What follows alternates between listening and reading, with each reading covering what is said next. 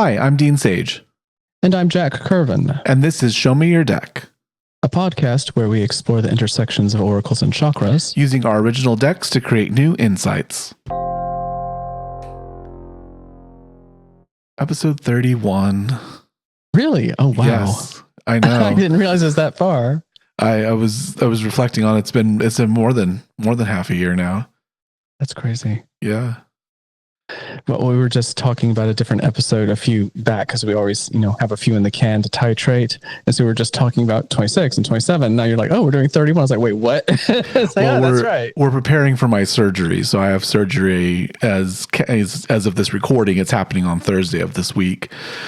And they're going right past my larynx and near the vocal cord, nerve, and a whole bunch of other, important assets of the body to replace some discs in my neck.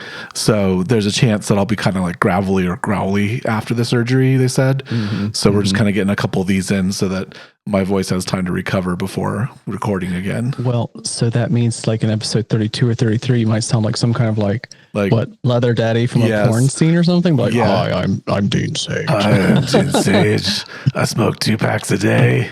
I smoke 3 packs a day. I think we're compatible. Do they use words like compatible? I don't know. I don't think so. I think probably not. I think there's less words. If there's compatibility, there's very few words. No words are needed if there's compatibility. Exactly. Yeah. It's just sort of intuited and felt. Look at us. Show me your deck. Show me your deck. Let's get some context and jump right into it. Context after all that compatibility and gravelly voices and cigarettes. Let's get some context. We're going straight to deck number 4, which is the Perceptions, the haiku. So we're going to be all like, what's the word? Abstract. Okay, so here we go. Card number 11. Why do I feel like that one's come up recently? Number 11. It has come up, but not in this format. So this is where second chakra, orange, metal, I feel, and how it intersects with aqua, air, throat chakra, I say. So how I feel is impacted by I say. Orange and aqua. Dulcet silver flute. Exhale. Trill fair melodies. Hush life's verbose scales. Dulcet silver flute. Exhale. Trill fair melodies. Hush life's verbose scales. Is that gale as in G-A-L-E, the gale force winds? Like high winds, yes, gales. Okay. I like it. The silver caught my attention, I think, just because, we know it's the intersection of metal and air. So metal and air, silver's interesting. Silver has an interesting effect. So like a lot of instruments we call them brass instruments because they're made out of brass. That's the preferred metal. But then sometimes they make silver versions of the instruments. And it's quite interesting. There's like a tonal shift. Brass tends to be a bit more warm and not quite as sharp. Not sharp as in like the off key sharp, but like the tone has like an edge to it, whereas the silver has this very bright, sharp kind of tone. So like herald trumpets are usually made out of silver. Yeah. So the big long ones that they use for announcing the king and the royal court and such, they're usually silver trumpets. And when they do fanfare for a common man, actually in my college we bought, I think it was like 6 silver herald trumpets so that we could do a fanfare for a common man. Mm-hmm. Mm-hmm. So it would have the right tonality, right texture. Yeah, I'm not sure if the original they did that. To be honest, I don't. That might just be a thing. But like the Olympics, I think uses the silver instruments a lot. So the John Williams pieces are usually, I think, played with silver instruments. There's just a different vibe for it. There's a lot of marching bands and drum corps, I think, that like to use silver instruments as well. Nice. So it's really beautiful. I have a bell on my altar that's silver. And its initial strike is very piercing. Yeah. And yet the way it resolves, the way it decays and takes forever to stop chiming, it's just Absolutely gorgeous. Gorgeous. Just Yeah. gorgeous. There is that tone. Like you said, it's very striking, and interesting. It pierces, like it's clear. It's interesting because I think most flutes have been made out of silver for a while, or if not, it's a silver plate. When I was playing flute, a lot of them were silver, or at least silver plated nickel, or other. They might have a base metal, but the nice ones were silver. So the flute always has that kind of thing. I always found the piccolo to be the most shrill, though. Yeah, piccolos can be shrill. What I found is that silver flutes with a gold embouchure plate are particularly lovely. Yes, I played flute, and I just have a warm place in my heart for flute, which is why I chose it for the image for that haiku. That makes sense. Yeah, that makes a lot of sense. And it's interesting because, of course, flute started, like, everything started as wood instruments. We call them woodwinds. Which is why they're woodwinds. Woodwinds. But the flute made the transition over to metal, I think, very, very nicely. It cuts through the orchestra. I think that's an important part. It sort of soars when it's played well. I was mistaken. The intersection here is the inversion of what came up recently. Recently, what came up was how air is intersected by metal, and that was the one where you share what you're feeling in order to grow and mature. Is the one about patina on the sculpture. I remember that one. Yeah. So this is the inversion of that. So this one, it's like, I don't mean to blow my own horn. It's kind of like that. It's be proud, brag, own your victories, be proud of yourself when it's appropriate. Whereas the inversion of that we already had come up was, when you speak, do so from a position of trying to grow and become better. So it's not that this is the opposite, it's the inversion, and the quality of the intersection changes a little bit. Well, I like that you included Gale in here because in your system, air is one chakra higher than mine. So air is the heart chakra for me, and it's the throat chakra for you. And it makes sense as the throat chakra because a lot of air passes through the throat, especially as we do what we're doing now, which is speaking to each other, and you're listening to this, and it's gravelly or not, air is reverberating. But I like air because it's very soft, right? It can be melodic, it can be beautiful, but it can be gale force at the same time. It can be absolutely destructive.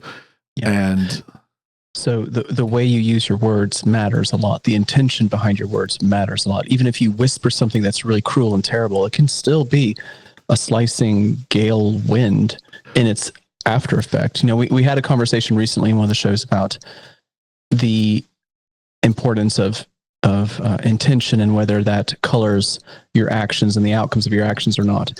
Well, this is an example of that. The intention behind what you say can give it meaning and quality and power, regardless of how loudly you say it. But, in the sense that what we say can be whispered or screamed, it can be like a tornado. If it's something that you say about yourself that's repetitive, I think the wind cycle opens in mine with tornadoes, and the way you say something over and over and over, it becomes cyclical and destructive. So that quality of air and the intensity of it, the direction of it, the intent behind it. How are you using your words? Whether you're writing them or singing them or sculpting them or dancing them, when you express yourself, how are you using that expression? How is the quality of the sound as well? I think there's, you use the instruments, and you can play instruments well, you can play them poorly. You can play them with love. You can play them out of necessity or forced, imagine the kids being forced to practice the piano. You can definitely do it from a place without love. It's interesting that it's connected to the emotion, because I think, instruments are played best when they're played with emotion. There's something different about a piece. You can have someone that's very technical, right? And I go to the piano just because the piano is one of the more technical instruments. I think the organ might be the only one that's a little bit more technical because you have to involve your feet as well as your hands. And then with that one, you have to select all the different combinations of voices, and it's like geometrically more complicated. Talking about wind moving through metal, an organ. There actually the Macy's in Philadelphia is closing, and they have a 4 or 5. I think it's a 5-story organ in the center of it, and we went to go see it because it's closing. This has come up recently. When the cathedral in Paris reopened, we had this conversation about pipe organs and flutes. So yes, we're coming back around. Now, in that instance, it was coloring the reading. This time, it's actually framing the reading. Mm-hmm. So your emotions, your instincts, your feelings, your sensations, and how that's impacted by how you express yourself. So I do remember us having a similar conversation. So, well, just the feeling, the intention is one thing, but the feeling, I think, is something different, because feelings I don't think have intentions. I think they just exist. Feel. Yeah. Feelings just feel. They're below rationality. They're below intellect. They are, core pieces, not the root piece, but they're core pieces. The first three chakras are really the core of our body. Well, it's interesting because they're one step up from existence, but one step down from action. Yes. They reside in this strange place of embryonic translation from existence into action. Well, and then of course you have metal, and you always, correct me that there's only a couple molten metal examples in your thing, but I always go for emotions as being this roiling massive. Yes, I get it. And you're like, no, they're carefully laid out and pieced. And they ring true. Yes. And they take shape, and to change them requires all sorts of effort. And and they can become hot and changeable, but otherwise they're just stuck in place. You're like so we just have different attitudes about emotion. You're like a xylophone. I'm like a forge. But it is sort of, you have your emotions, they influence what you say, and there should be guideposts, I think, just, in the sense of you shouldn't just say exactly what you feel all the time, but no. And something's starting to take shape in my head in terms of a context for the reading. Understand also that given that your state of emotion influences how you express yourself, recognize that your emotions change, and what you say or how you express yourself or what truth you speak now may not feel the same later. It might slap differently later. So bear in mind that your emotions themselves create a lens through which to express your ideas, and that a different frame of emotion or thought, or however you want to look at it, they can change the way that you express yourself. So be aware that when you're happy or, at ease, the way you perceive the world and the way you express yourself is going to be different than when you're not. I think there's... And leave yourself space to experience a wide variety of expressions and meanings as you go through your emotions. I think there's a place for stirring emotions, that when you're in a peaceful place, or let's call it a centered place, because I think peaceful has different connotations to it. But when you're in a centered place, I think there's nothing more beautiful than speaking through your emotions, through allowing the overwhelmingness of your emotion to speak. I've seen a lot of people doing public speaking, as we venture through our political landscape, and you can just tell when some people are speaking, from deep emotion, and they're in a centered place. Like they're not off kilter. They're not just popping off. They're really sort of from a surge of feeling, sharing with others. And I think that's, to me, one of the more dynamic things that we as humans do is share our emotions, and the only way we can is through speech. I can't get you to feel what I feel, but I can express to you how I feel, and you, through compassion and through empathy, can feel it yourself. Well, I think you just proved my point, because a lot of the public speaking I see that comes from this place of emotion is pretty dangerous. And that's also coming from their place of emotion. It's not coming necessarily from a place of being centered, but it is coming from a place of emotion. Well, that's the flip side of it, is that it's very easy to speak through anger and through hot emotions and paranoia and fear. Well, just outright hatred. Yeah. So I think our context here is the emotions that we speak and where our placement is, right? Where are we? And so I think like as you're hearing this reading, this is a moment to kind of reflect where you might have a lot to say. Where are you emotionally as you begin to say it, or as you want to say it? What's the emotion driving this desire to speak out? Where are you coming from right now? And here's the reminder. Let me do the haiku one more time, because I think it summarizes what you just said. I treat all these like reminders. So the haiku is: dulcet silver flute, exhale, trill fair melodies, hush life's verbose scales. The reminder here is that you don't always have to, that you can't take a moment to hush those gales before you speak. Make sure that what you're putting out into the world is what you actually mean to express. Emotions surge and have energy, and being able to compartmentalize those, focus them, stop them, start them. It is really, an instrument. An instrument can be used to play something quite beautiful or quite ugly.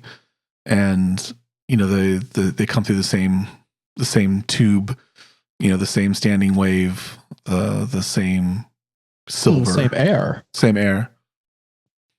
It's pretty extraordinary how the same instrument, the same air, the same technique, the same everything can express something so differently because of the emotion behind it. Mm-hmm. I think we'll get some more direction here. Okay. Oh, we're up high. My higher colors are all sort of purplish, but there's like a sort of an indigo, then a purple, and then kind of a magenta for the seventh chakra. So we're in the seventh chakra. This is number 16 of the major arcana, a reversal. All you can do is clear away the rubble, start fresh. We've not had this before. I would remember something like that. Read it again. All you can do is clear away the rubble, start fresh.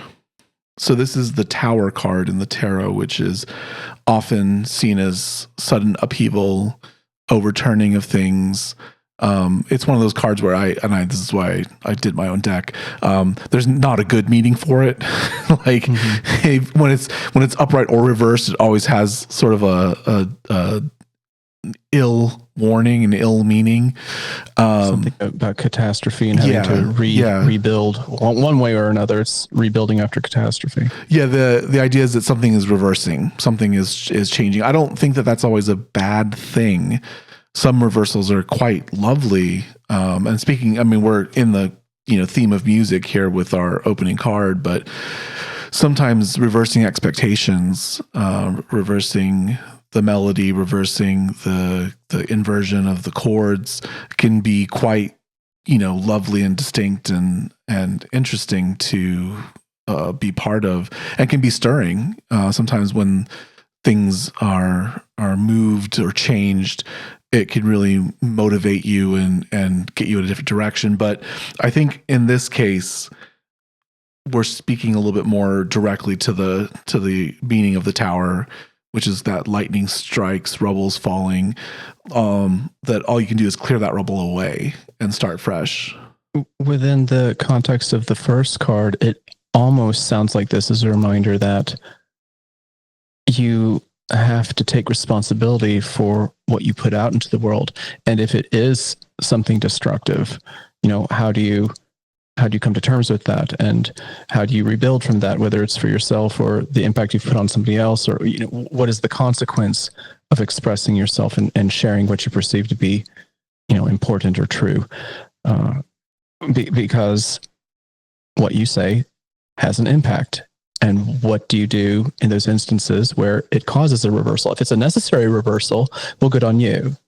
Maybe this is a breakthrough in a situation or relationship where you finally were able to say what you needed to say. Or conversely, what if you said something in the heat of passion or conviction and it ended up being really very destructive? Well, now what do you do? Just how are you responsible for the effects of what you say? I'm getting that. I just had like a moment. I got really dizzy for a second, just because I was thinking of this thought, and I think it was kind of just, you know, I won't call it a sign, but like it was a very powerful version of the feeling I get when I pull a card. And I kind of said like it focuses in my third eye, and I kind of have this like buzzing, you know, kind of interesting. So I think here it's saying a little bit more of, you know, you have this situation in front of you. There is just something that's come undone. And like I think you're, you know, as you try to give voice to it, you have to first clear away that which is blocking you. So I almost feel like this is like the second chakra is blocked. Like you have emotions, but maybe they're stagnant, right? Maybe you can't get them out. Maybe you're unable to pull them out. Maybe they're a roiling ocean and you can't put a damper on it, that it's just completely overrun.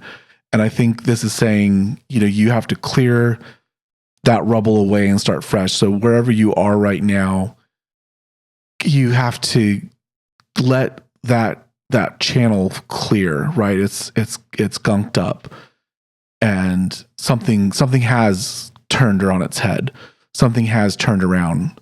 And maybe it was something that you said. Maybe you know, through the course of this, you have, you know, been going in one direction, and now boom, it's a sudden reversal.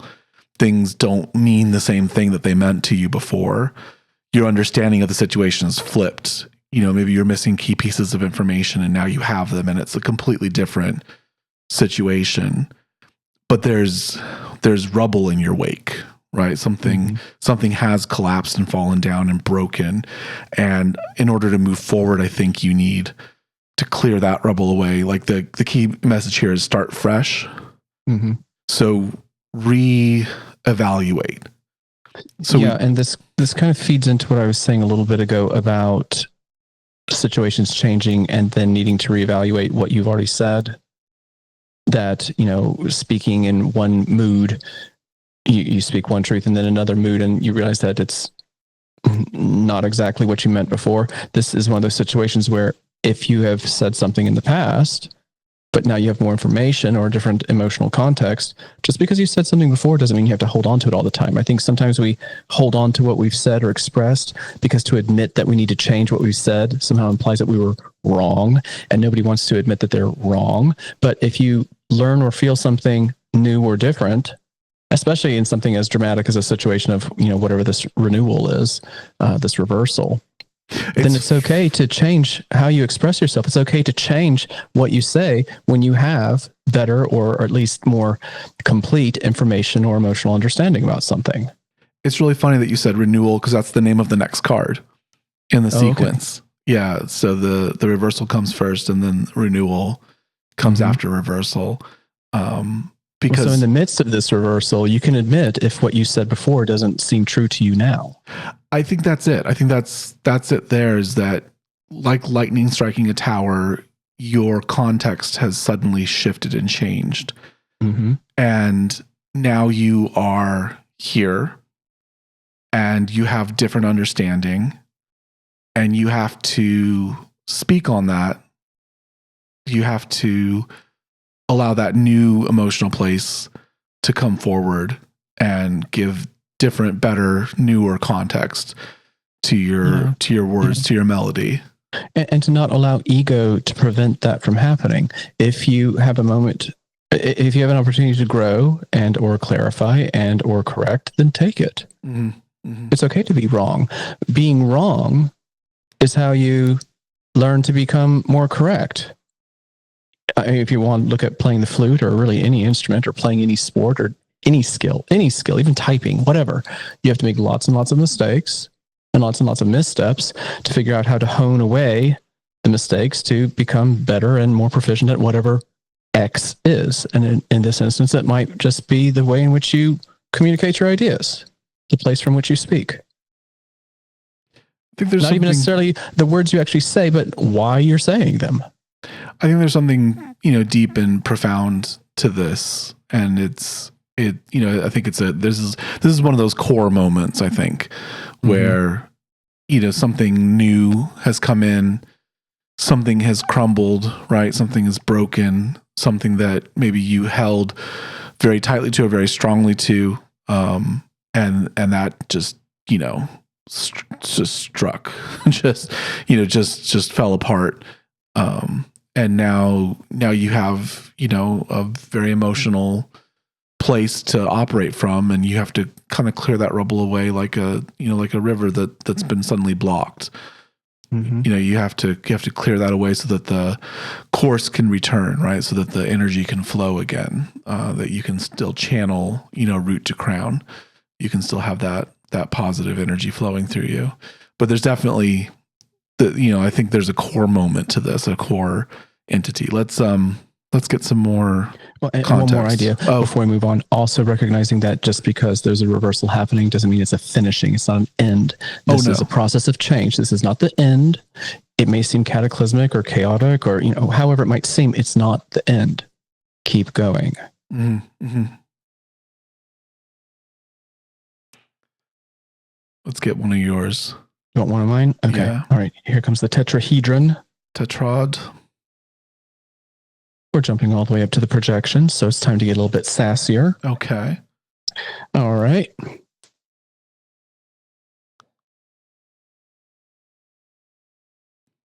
She said she wants 44. 44. Way up high. Well, it's appropriate. I mean, that's kind of where we are. Okay.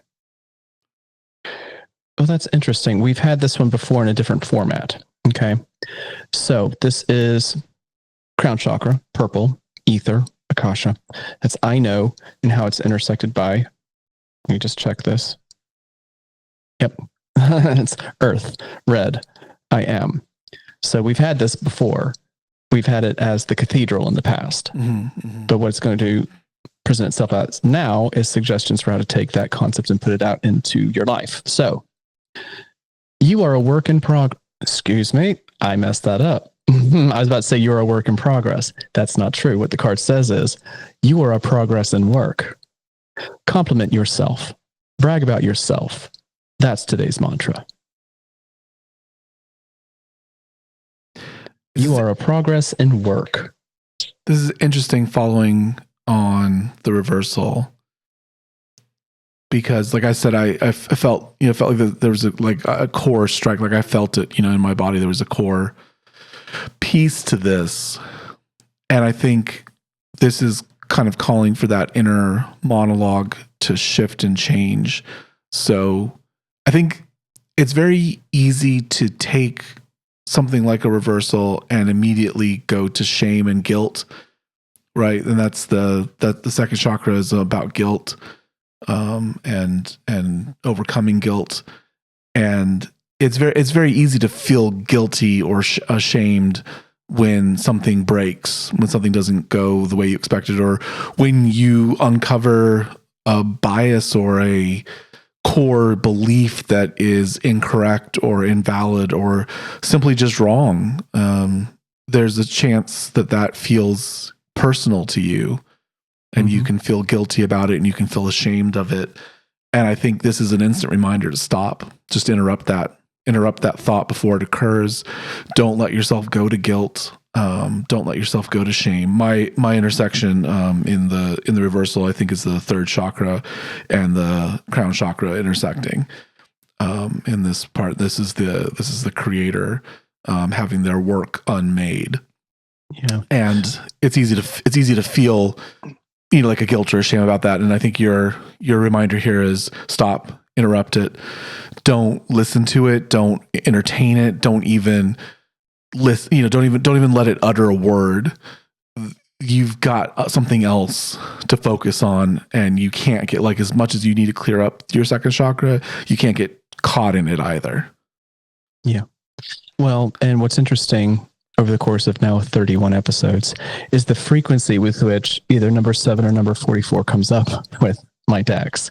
So 7 is where earth and crown meet. 44 is where crown and root meet. So these two versions of this bridge of the obelisk and the cathedral keep coming up with some frequency. It's kind of crazy, but because I have 4 decks, it doesn't always sound the same. Mm-hmm.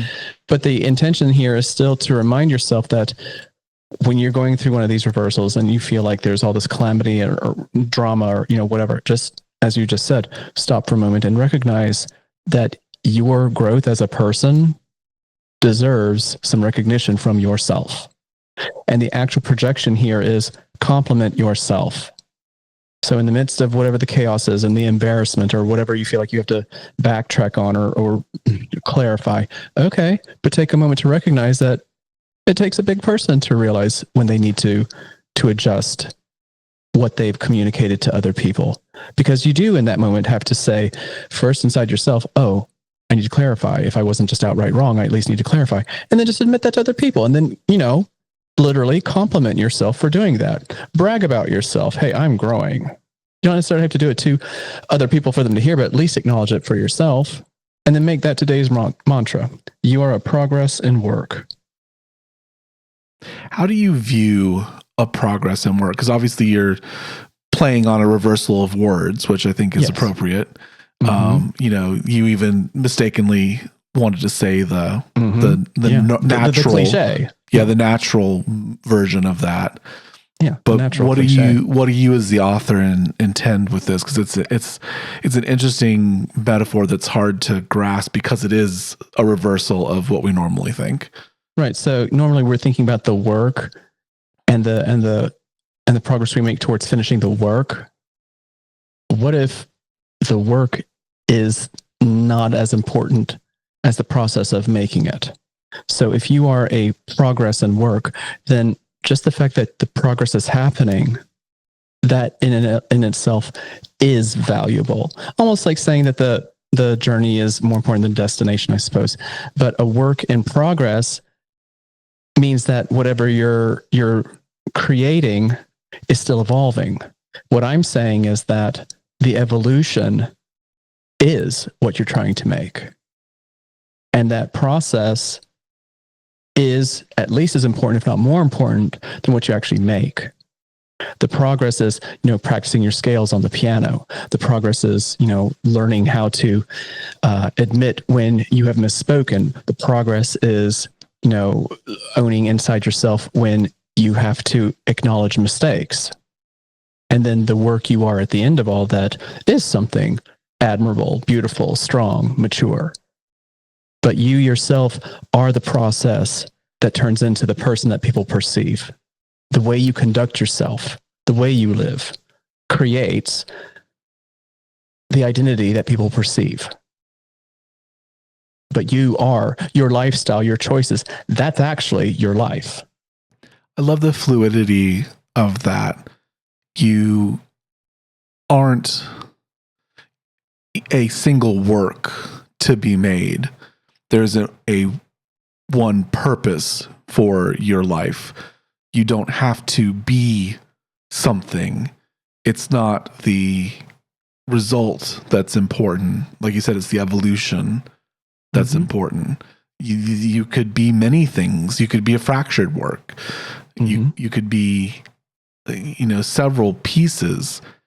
And I just started reading Chekhov, and I was reading the introduction until I realized it was like 40 pages, and I was like, okay, that's a little too much. Literary scholars, like, I understand that you're important and we love you and you did good work, but it's a collection of short stories. Don't write a novel beforehand. But there's an idea that you have this body of work when you're done, and we always look at and try to find the through line of like, this is the artist, like this is their progression. And then I think with Chekhov it almost like subsumes that or overcomes that, because he was like, I don't spend more than a day on a lot of my pieces, on a lot of the stories. And he said, I treated it with frivolity, I didn't take myself seriously, so I didn't take the work seriously. And so it can be playful. And there's something kind of majestic about that, and I find that very calming. Well, I'll touch on this more in the extended version when we talk about how the reading affects us personally or how we, relate to ourselves personally. But an example of this is, for me, when I was a little boy, I knew that I was going to grow up and be a dancer and a choreographer, and that was that. And that was the only way I created an identity for myself. And that can't be further from the truth now. I've been so many other types of creative persons, many other types of professionals, many other types of adventurer that goes well beyond what I thought was my calling. And I was called to it and I did it for a long time, but I don't do it now. And after enough time, I don't even miss it anymore. And the thought of going back to it actually repulses me. Like the idea now of teaching dance, I'm like, oh no, God, why would anybody want to do that? And yet at one point in my life, it's all I thought I was ever going to do.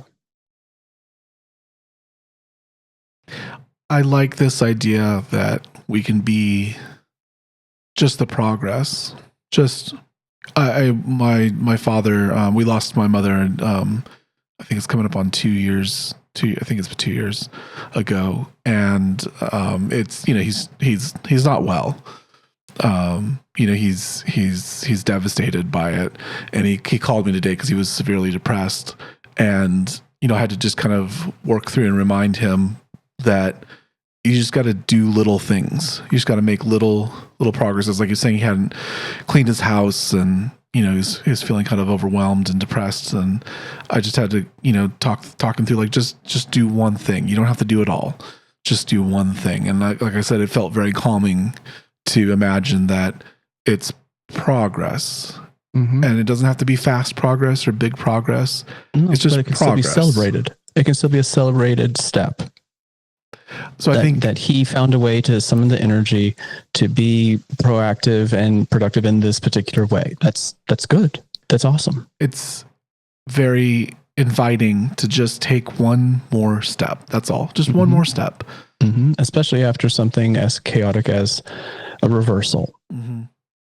So I do feel like we're like in my head, I can feel the buzzing. Like there's something very core, but it's not devastating. It might feel that way, but it's not devastating. It's just rubble. You can clear it, and you don't have to move it all at once. You can take it piece by piece. You can break it down into smaller pieces. You can get help, right? You can hire someone. We're gonna hire a cleaner to go into the house and do the things that it's hard for him to do or he hasn't been able to do in a while. It's I wish I could go do that, but my physical health, the reason I'm having surgery is I can barely do anything, is how it feels. Some days, I have like 1 or 2 tasks in me on a night and maybe 3 or 4 on a weekend.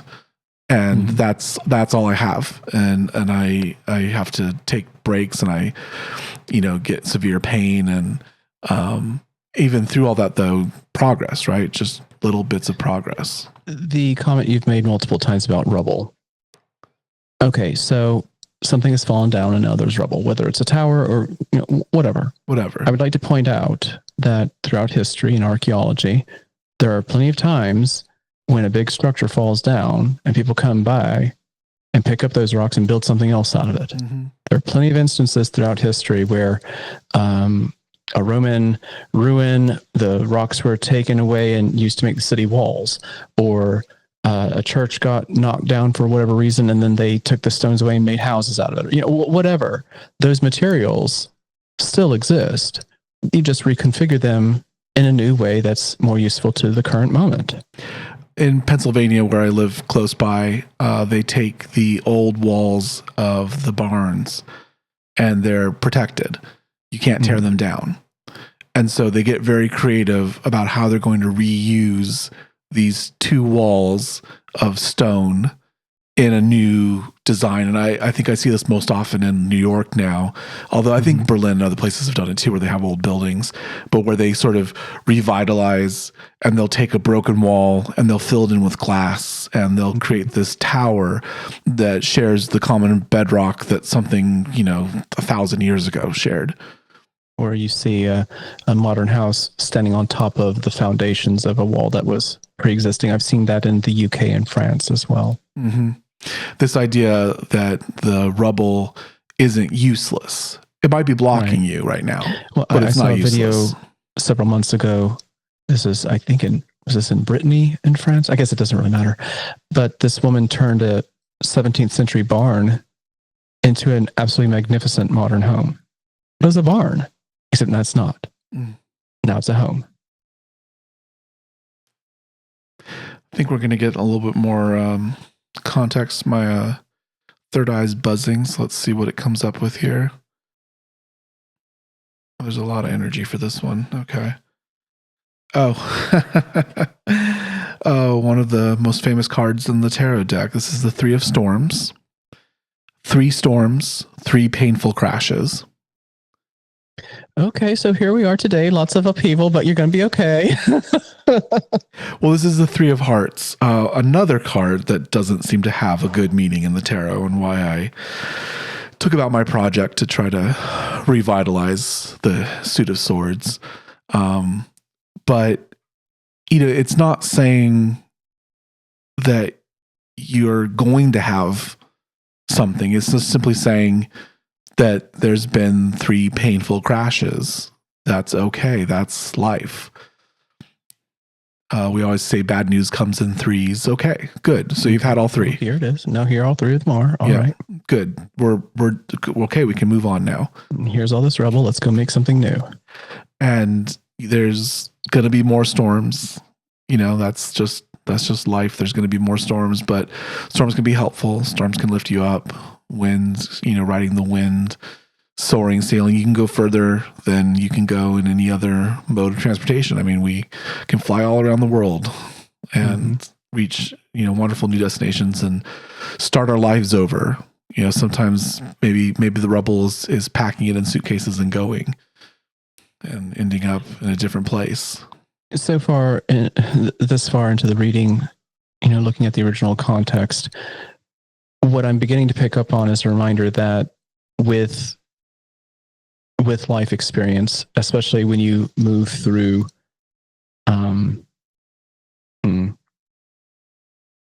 just difficult times in general, using that experience to play beautiful melodies with your flute.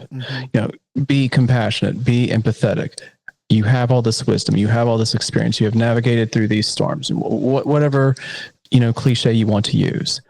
You're here, baby. Be proud of that. And use that experience to say something helpful to other people. Okay, you have suffered, but you're still here. That's great. Because that adversity is what will give what you say gravitas.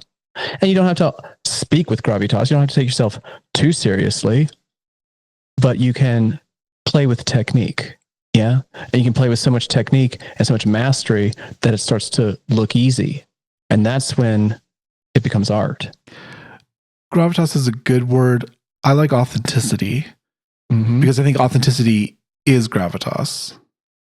Well, there's this tendency I have found in myself and others that when we speak about our travails and the way we have, muscled through them or survived or rebuilt or whatever, we tend to speak with a lot of, earnestness and sincerity and this is the answer. And we forget that this is just information to other people for them to use or not. And to be careful not to take yourself too seriously. Respect what you have experienced, of course, definitely, but recognize that your voice is one of many. Play with confidence and recognize that you are part of a symphony. You're part of an orchestra. I like what you said there. And I want to build on that for a second because we, us, all of us are in an era where it's very expected to get in front of a phone camera and to say something and to, sell something, I think is probably the better way to say it. So, sell an idea, sell a passion, sell an understanding, sell a workout, sell a hack, sell product or whatever, sell yourself, sell your story. And there's some people that have very good emotional states that they're coming from. They mean very well.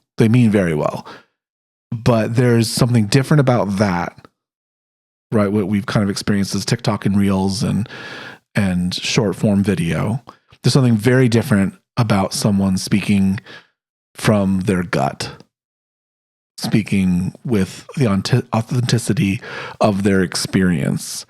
And I think that this is where the reminder is kind of taking us, that you need to tell yourself the truth first. You need to give yourself the emotional boost first. But then you need to express that outward. And Itzhak Perlman and the Schindler's List soundtrack. Mm-hmm. Yeah. So he and John Williams, by the way, it's a great documentary, the John Williams documentary on Disney Plus. Very, very, very good documentary. If you haven't seen it, go watch it. It's masterful. He's a very interesting artist that made magic and art in a genre that was considered subpar. It wasn't considered worthy. And in fact, he had massive fights with an orchestra when he was with the Boston Pops. He wasn't really one of them. He was unworthy.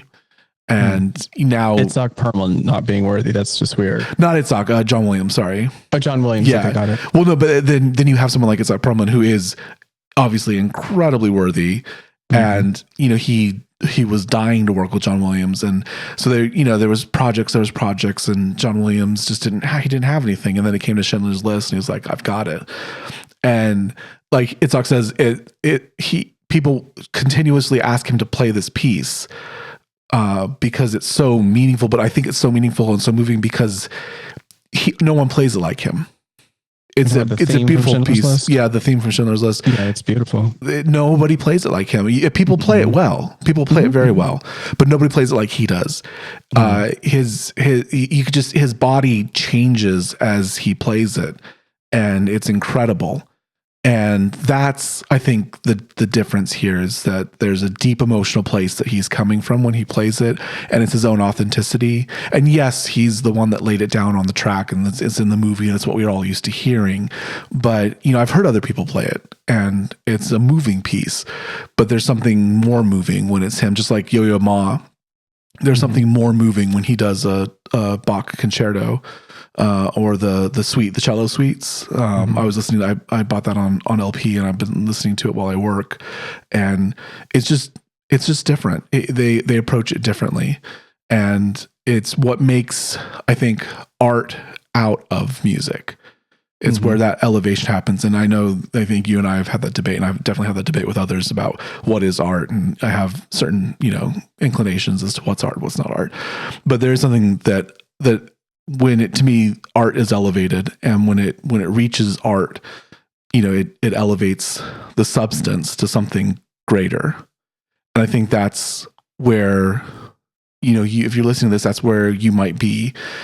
You have something within you that is authentic and needs to be shared, but you don't need to sell it.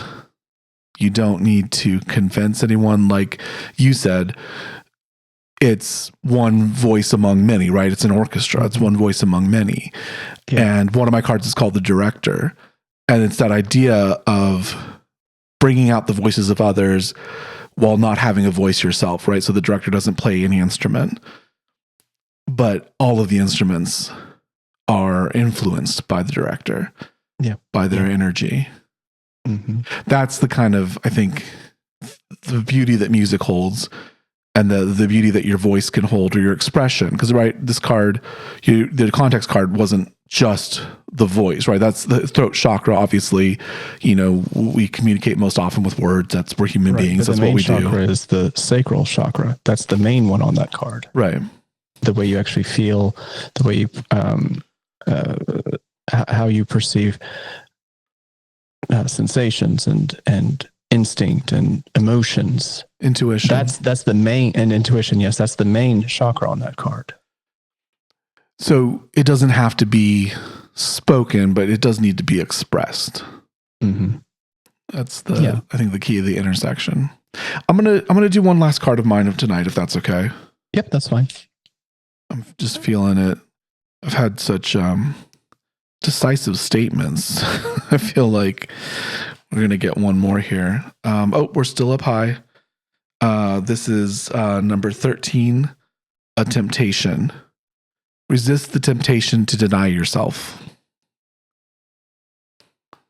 Well, I feel like that grows right out of the idea that you should specifically compliment yourself.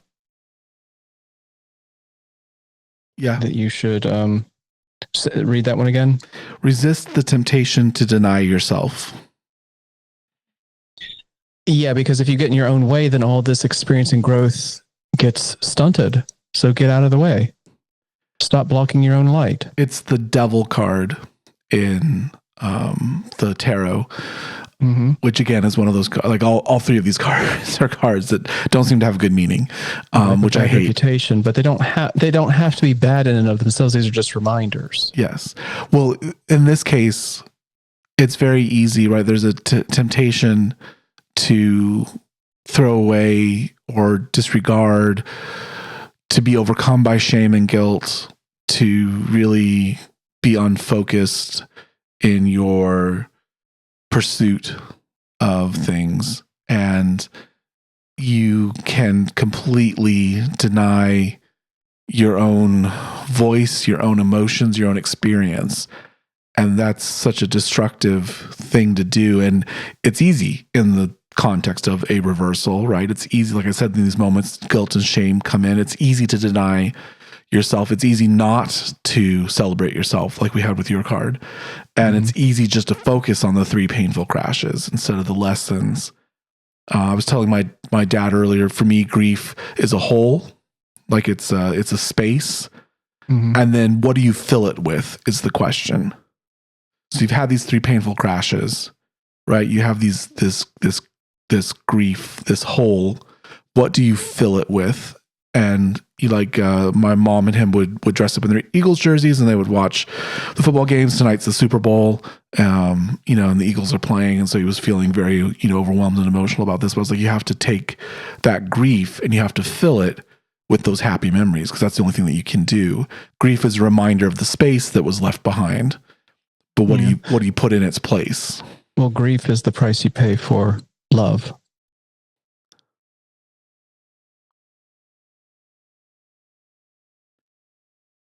And so then when grief leaves that hole, try to remember to fill it with love. It's the only thing that you have to put there. It's the only thing that's left behind. So in this case, there's almost like a grief of yourself, I think. And like going back to yours, the progress, there's, marble, right? We've talked about marble before, and we've talked about the masters. Once you fuck it up, right? Either you put your signature on it and act like it was on purpose, or you do something else, or you start over. Like once you've gone the wrong direction in a block of marble, you have to make something smaller, I guess. You really can't back up. Like at least in painting, like you can overpaint it. Yeah. Drawing. Or wipe it off or. Yeah. Like, there's something very final about carving marble. And it's why, people like Michelangelo are so good at it, because they, don't view it as carving, but they do it as revealing. And, yes, you have to have that kind of reverse 3-dimensional thought to get to that point. But the point is that if you're just focused on the work and you fuck it up and you have to smash it to bits, that can feel absolutely overwhelming, right? And what happens if it happens 3 times in a row? That could be completely overwhelming, and it'd be very easy to deny yourself. Let me acknowledge this, though. Okay, so something fucked up 3 times in a row. Do you know why it fucked up 3 times in a row? Because you kept trying. So fuck up 3 times, try 4 times. Keep going. Fall down 7 times, stand up 8. Okay, You've had 3 reversals, but you're still here. Still here. You're still here. And that's what we were saying earlier. Okay, you've had 3 reversals. I've had 3 reversals. That shit sucks. And you know what? I'm still here. So at some point I'll have a 4th and a 5th and a 6th and a 7th. Okay, whatever. What's the option?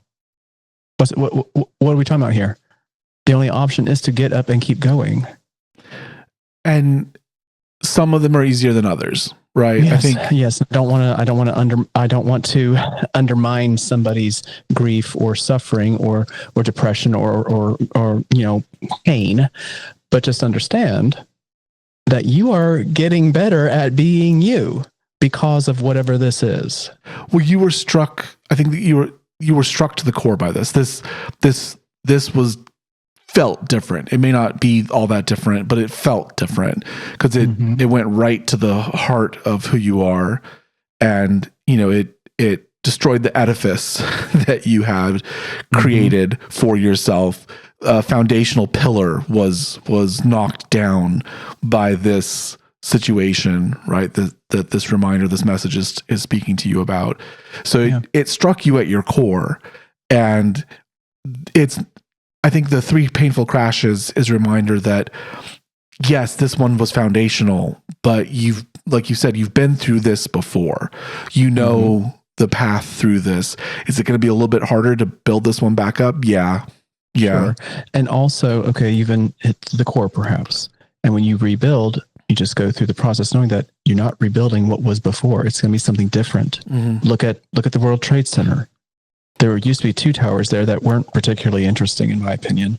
But now there's 5 towers there, or whatever it is they've rebuilt, and they're so much more interesting. And they came out of this place of grief that needed to be treated with respect, and it was given more aesthetic. And now it has all this meaning. And okay, so they rebuilt the World Trade Center, but it's not like it was before. And in many ways, it's probably a lot better. And that was only possible because of something that was really destructive and really painful. And looking at something like that in your own personal life, when you rebuild, it will be something different. And hopefully it will be in some ways better. Have you been to the site? I went when it was still under construction, so I don't think I've been since it reopened. But when I was there, the memorial that they had, or what I remember as being a memorial, it's been so long since I was there, it was so full of pathos. And before, it was just a big, tall building where people did, I don't even know what they did there. What they Finance. did, I don't even know what they did there. They moved a lot of spreadsheets around. But now there's a space for human soul. And I'm certainly not saying that, oh, it's really great that this happened and now we have this artistic, emotional space. I'm saying that that's what grew out of it.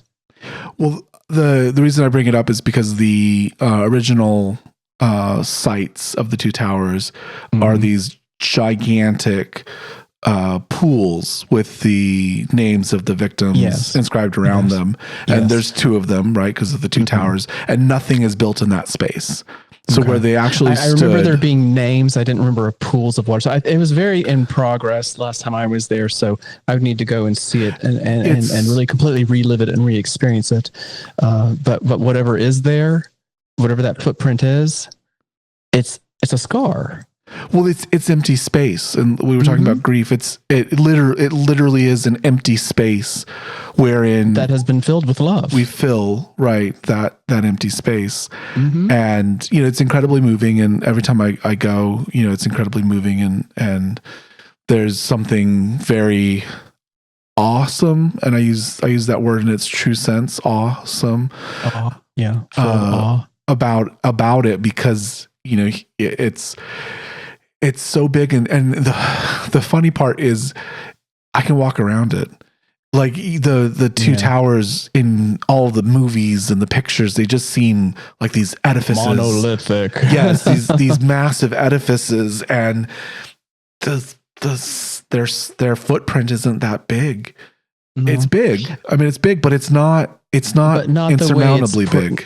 Well, not in terms of the weight it's given in our cultural psyche.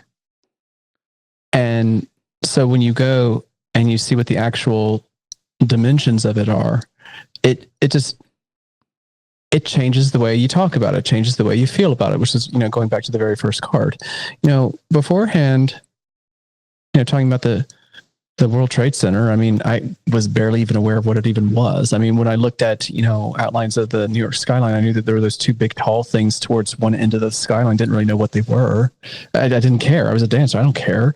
But now there's just so much more to know and feel and see and say about it, because it's not just a banking center now. Now it's a place where we have a reminder of how we culturally and as a society and actually as a global community came together and recognized terrible loss. It's a great summation, I think, of what we're talking about in this reading, because the spaces are left, right? The rubble was cleared. Things were built in their stead, but not in their place. Mm-hmm. And yes, there's something resilient about the human spirit, doing something in that space. And I think that's a reminder to you who are hearing this, that you can do that. You can rebuild. You can rebuild more. You can rebuild different. You just need to be true to yourself. And I think, going back to our context, it all starts with bringing something authentic to your lips, to your expression. Yeah, playing a piece of music that's worth hearing, and doing it from deep within. We talk about soul. Doing something from your soul, doing something from your heart.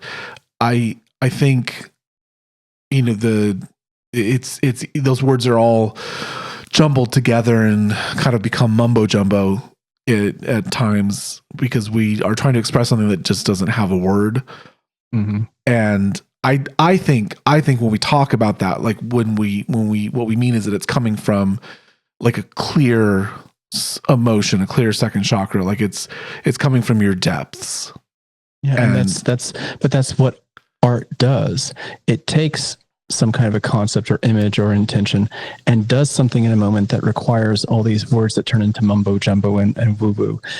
That's the whole point of living this life, is learning how to convey from your own perspective what would require lots and lots of words by other people that you can simply play. Mm-hmm.